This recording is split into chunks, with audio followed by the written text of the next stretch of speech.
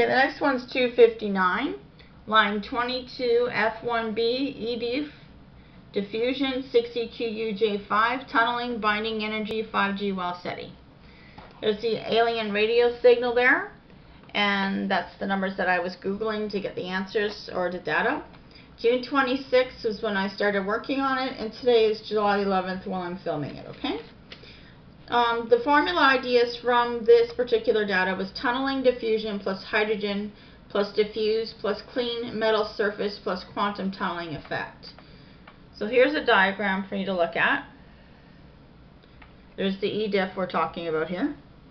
So figure 2 is diagram of the energy landscape for diffusion in one dimension. X is displacement, EX is energy, Q is the heat of absorption or binding energy, and A is the spacing between adjacent absorption sites. Ediff is the barrier to diffusion. So you remember EQUJ5? So I was always trying to figure out if those letters meant anything in that signal, and anytime I see something that comes up that might be what it means, I put it into the title so that you can compare. I'll be doing a cross-reference after I get to line 27, and then I go back over all the videos of I'm over to 260 now. We're probably going to get up to at least almost 300 before I get this done.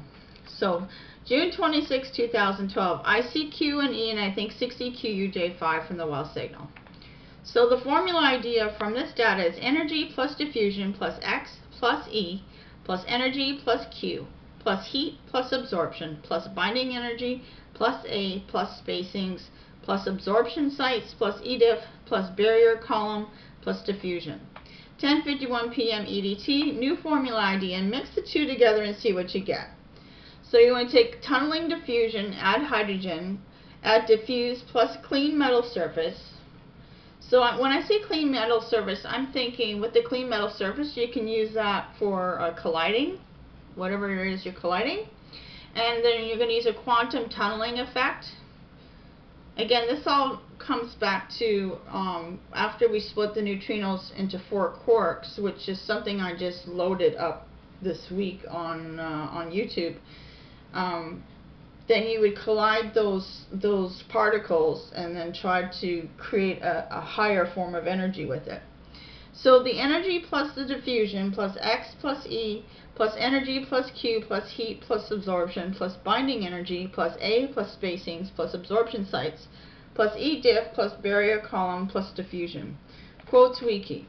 The surface diffusion kinetics can be thought of in terms of atoms residing at absorption sites on a 2D lattice, moving between adjacent nearest neighbor absorption sites by a jumping process. The jump rate is characterized by an attempt frequency and a thermodynamic factor that dictates the probability of an attempt resulting in a successful jump. The attempt frequency V is typically taken to be simply the vibrational frequency of the atom, while the thermodynamic factor is a Boltzmann factor dependent on temperature and Ediff, the potential energy barrier to diffusion. Equation 1 describes the relationship. And there's your equation there. Okay. So where V and Ediff are as described above, this little symbol, I don't know if that's an R, it looks like the thing you use for hangman, eh? Sorry, is the jump or hopping rate. Maybe it means you want to hang and suspend in the air, I don't know. T is temperature, and KB is the Boltzmann constant, or the KB thing there. Yeah, there you go. Ediff must be smaller than the energy of desorption for diffusion to occur. Otherwise, desorption processes would dominate. Importantly, equation 1 tells us how very strongly the jump rate varies with temperature.